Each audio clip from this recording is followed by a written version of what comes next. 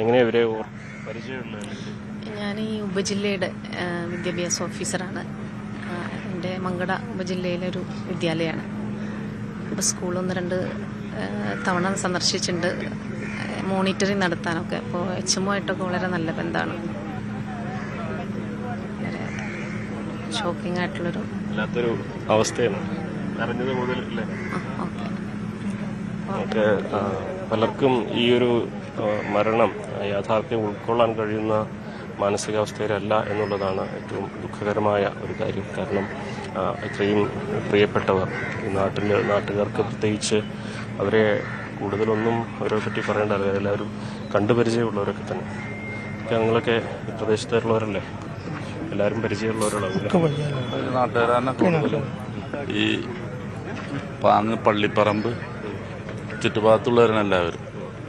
ഇതിലിപ്പോൾ അജിത ടീച്ചർ, അതോടെ കുറച്ച് അകലുള്ളത് അജിത ടീച്ചർ, HM ആക്കുള്ള ഇവിടെ ചുറ്റുഭാഗത്തുള്ളവരാണ്. പിന്നെ അവിടെ പാങ്ങ് വലിയ ജുമാഅത്ത് പള്ളിയുടെ മഹലിൽ പെട്ട ആളുകളാണ്. അവിടെ തന്നെ 3 പേരുണ്ട് ആ മഹലിൽ.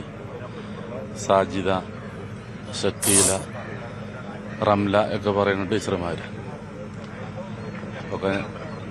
ഞാൻ പടപ്പറമ്പ് സ്വദേശിന് തൊട്ട് അടുത്ത സ്ഥലമാണ്. ഞാനവിടെ ജോലി ചെയ്യണ, പാങ്ങിൽ ജോലി ചെയ്യുന്ന ആൾ, മദ്രസയിൽ ജോലി ചെയ്യുന്ന ആൾ. എല്ലാവർക്കും ഒരു കുട്ടി രക്ഷപ്പെട്ടിട്ടുണ്ട്. സാജിദ എന്ന് പറഞ്ഞ കുട്ടി രക്ഷപ്പെട്ടിട്ടുണ്ട്. അവൻ എൻ്റെ ക്ലാസ്സിൽ പഠിക്കുന്ന കുട്ടിയാണ്. ഇപ്പോൾ കോട്ടക്ക അൽമാസിലേക്ക് കൊണ്ടുവന്നിട്ടുണ്ടെന്ന് പറഞ്ഞു.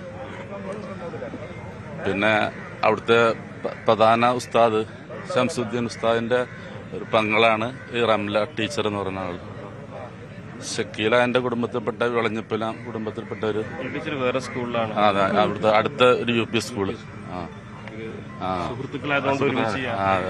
എല്ലാവരും സുഹൃത്തുക്കളായിട്ട് ഒരുമിച്ച് യാത്ര ചെയ്തു.